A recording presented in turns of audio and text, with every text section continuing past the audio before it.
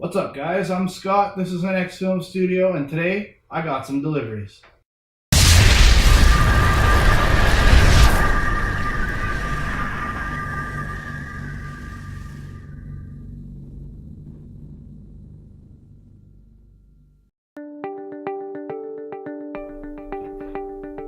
Peace. What's up, guys? All right.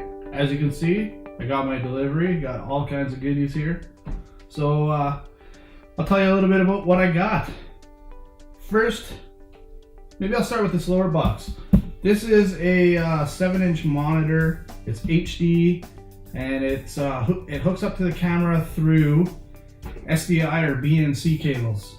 So I got the cables for that. These two battery packs. One is for the monitor. I got a dual charger for it. I got an LED torchlight by Switchronics. Not sure how you pronounce it, but we'll open up some of this stuff. And just a quick note, everything that I got here today, all of it came from B&H Photo out of New York City. Pretty much, this isn't like they're not a sponsor or anything like that, but for all your video photography needs, whatever, they've got everything. And they carry from low-end basic stuff right up to the very, very top end in the industry. So whatever you want, they got it all. All right, so there's the light. It comes with diffusers that you slip over top. You can soften the lightness. It's all variable control. It goes down to 5% light all the way up to 100%. It's variable color, so you can do 3200, which is perfect for indoors, 5600K, which is perfect for outdoors. And what else? It's got an AC power adapter, so if you got a plug-in somewhere and you're doing indoor like I am right now, then I'll be able to use this and just plug it into the wall and I don't have to worry about any battery issues. All right, cool. Very awesome out in the field just to help lighten up the face or give some extra depth or whatever it is that you're doing. Very, very handy. It got great reviews, and I watched some videos on YouTube and people said it was well constructed, which is one of my issues. Some of the other ones said the lights were good but built a little flimsy. I can already tell you this feels pretty damn good. It's got some good heat venting. Even though it's all LED, it should never get hot anyways, but still nice little unit, nice little weight to it.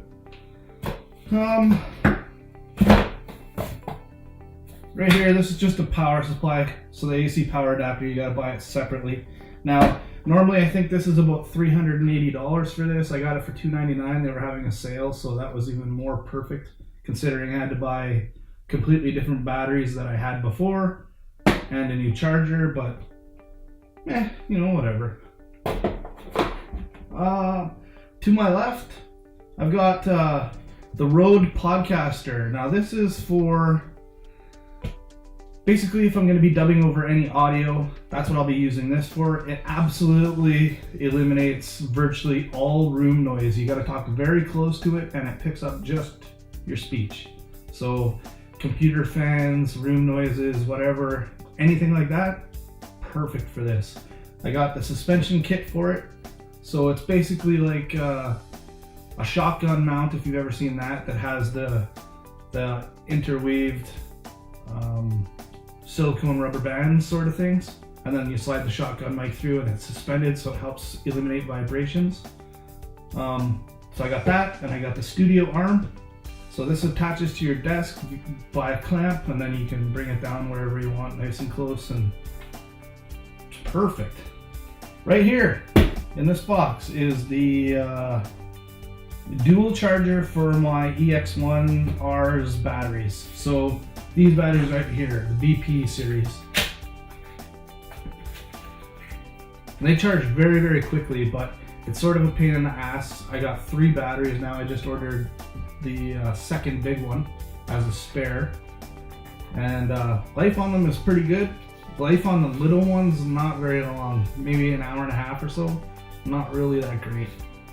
And depending how many accessories and what you got going on, and how bright your LCD screen is, so on and so forth, and For instance, like my microphone is phantom powered, so it's gotta take power from the camera and battery, and that just helps drain your battery a little quicker. So yep, so there's extra battery. So the battery goes with the charger, and now I can charge up 2 batteries. This little nice gadget right here is a Zacuto base plate. Now basically, camera attaches on here, facing this way. When I get the Lettuce Extreme or the Lettuce Ultimate, which is a 35mm depth of field adapter, so it allows you to take fixed focal lenses like for cameras, attach it to that, and now you get awesome shallow depth of field. Which, if you don't understand what that is, when you're focused on one particular item or person or whatever, everything else in the background will be blurred out. And that's shallow depth of field, and that's used very, very common in almost every film and studio application. If you just sit back and watch TV and just look to how many things, like the actor will be in focus but everything behind them, or they might do a transition shot where 2 people are talking and they'll focus on one and then focus on the further back, and this person will be blurred out. So it's very cool effects. Can't do it really well with the EX1R just the way it is. It doesn't allow you to do it, and you really got to get into huge sensor cameras, and you know, they're very expensive. Like, let alone this camera was $8,000. You probably got to get into, I would say, probably like $12,000 minimum, and that won't get you a lens, I'm sure. So anyways, Zacuto kit, camera mounts on there. One of the other things that I got, this is the Z-Arm, I think that's what it's called. Well, the Zonator handheld kit, but this is for the monitor. Basically, it's got a nice little swivel system. All right, on a ball here. Anyways, so mount it however you want. I'll slide it on here like so, just as an example.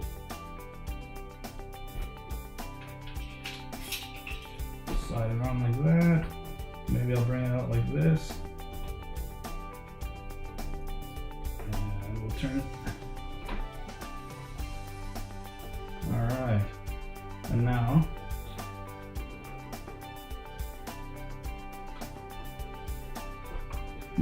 I can mount my monitor to it.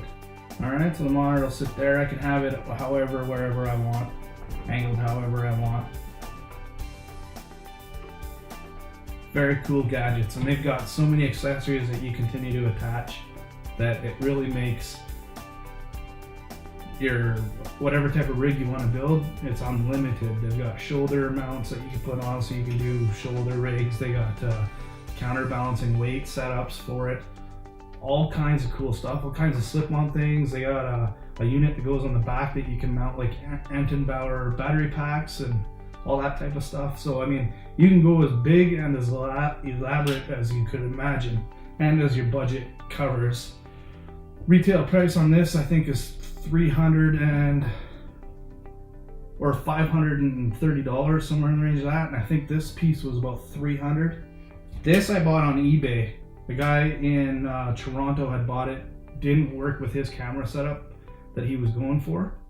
So I got it for cheap on eBay, about $300, which is awesome. So nice little setup for that. And what else? The PG2 by Rode.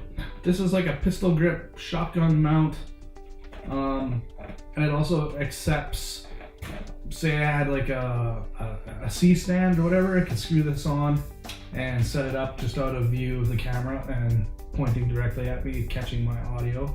The other thing you can do is, if you have an assistant, they hold it, staying out of view of screen, pointing it right at you and getting the best audio again. But because it accepts a C-stand or a boom pole, there's a lot of different options there. All right. So, oh yeah, one more thing that I got here. I bought another memory card. One more 64 gig, and as I told you guys before, these are almost $700. So this is not looking like very much, but this was expensive. This was like in the upwards of $4,700 US, and I just paid about $400 in duties. So $5,000, you could say. But aside from the tripod, which I'm ordering very soon, I am done. All right. So there's that. Right beside me, the Chroma Pop. This is made by Digital Juice. It's a two-sided screen. It's a green screen on one side and a blue screen on the other. So depending what kind of clothes you're wearing, you might need one or the other. Basically, you put this behind you. It's got a stand, just in a box right now, so I didn't want to bring it into the picture. But basically, you set it up behind you, you light it nice and evenly, the best you can, and then you can key it out and put in whatever type of background you want. So I could have a studio, or I could be at the lake. I could put animated footage behind me, whatever I want to do. Basically, if you've ever seen any type of news show, more or less like that, but you can do anything. The possibilities are unlimited once you have a green screen. So that's what I got. This is a brand new kit that they're offering, stand and this, and from B&H it's $252. It's a great deal. It's spring loaded, it twists and it rolls up into a nice thing here, but it's actually 5 feet by 7 feet. And it's got Velcro attached to it all the way around, and then you just wrap it around the posts and stretch it out nice and tight. No wrinkles, good lighting, good to go. All right. So I think other than a few little things, I bought every filter in the Pro 1D series that Hoya makes. From 4, 8, 16, 32, and 64 stops. So I think it's 2, 4, 5, 6, and 8 stops. That's how that works. And what these do, the camera has a built-in ND filter. Works pretty good, but even in bright sunlight, even ND2 on this one enough. And excuse me, to get the best shallow depth of field and all that, you want to leave your iris open as much as you can. So if you can use basically a lens to dim the image but still leave the iris open to take as much light, that's your way to get your best depth of field. And that's a camera trick that I actually learned from watching some people's videos and stuff. So I got some of those. Okay, this is what I was using before. This is just a Nikon 77mm clear lens, and I was just using this to protect and keep my lens clean, and as well protect it from scratches and stuff like that. A lot of people recommended it, so I was like, meh, what the hell. Anyways, this was an awesome filter, nice and clear, didn't notice any optics changes, didn't lose any light. I didn't even see like any flares or anything in my images because of it or anything like that, no vignetting. So it was excellent, but it didn't have any UV. And if you have the UV tint on it, which doesn't stops either, it doesn't limit you to any light loss or anything like that, but what it does do is helps cut down on some of the glare. And it's just a nice little all-around piece to have on your camera to protect your lens and to protect it from UVs. And UVs are, they can cause various different image artifacts and stuff like that. So this is very good. And this is the HD series in filters by Hoya. These ones are pretty much indestructible. Like I've seen them smash them with hammers on videos and they do not break. So right on the back here it says high density sharp cut UV glass, chemically enhanced optical glass is 4 times stronger. 8 layers of anti-reflective multi-coating, water and oil repellent, scratch and stain resistant. And I'm telling you, when I seen them literally beat the crap out of it on screen right in front of me, I take their word for it. And it's got nice thin lens, so it doesn't affect your camera angles or anything like that. You can be zoomed all the way out, and you won't see the ring or anything like that. So it's a great filter, well priced. I think in the $70 range or something like that. But when you're protecting a lens that's $3,000-$4,000, right? And actually, I don't even think the ones on the EX1 are replaceable. So really, that makes it invaluable. Like, you know what I mean? So, anyways, very cool. Then another piece that I got is a circular polarizer. And I know you guys have probably seen photo and video shots where people are panning on water or something like that, and for some reason, not knowing why, you guys can see into the water instead of seeing the sky and sun reflection. That's what this does. As long as you're like 45 degrees to the sun, you turn the circular polarizer till you get your various, I'll call it like an image depth, till you see what you want to see. And that's all it does. It basically cuts down glares and reflections and stuff. Very, very cool. Very cool. It can work too if you're, say, looking into a vehicle or looking into whatever, and you might get the sun reflecting off the window.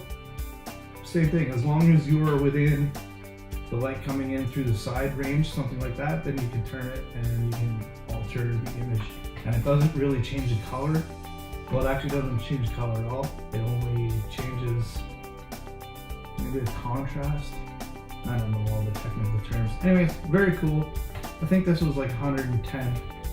But regardless, I got a full arsenal of filters here now. I'm pretty much covered for everything. But yeah, we'll keep this video somewhat short today. And I hope you enjoy it. If you got any questions or whatever, fire me a message. Please leave a comment below. Favorite this video, it helps it get seen around the web, please, and I would appreciate that. We're really trying to push the NXFilms and the Mulisha Motorsports, so anything you guys could do to help get the word out, okay? So thank you very much. I'm Scott. This was NXFilm Studio, and I'll talk to you guys again. Bye-bye.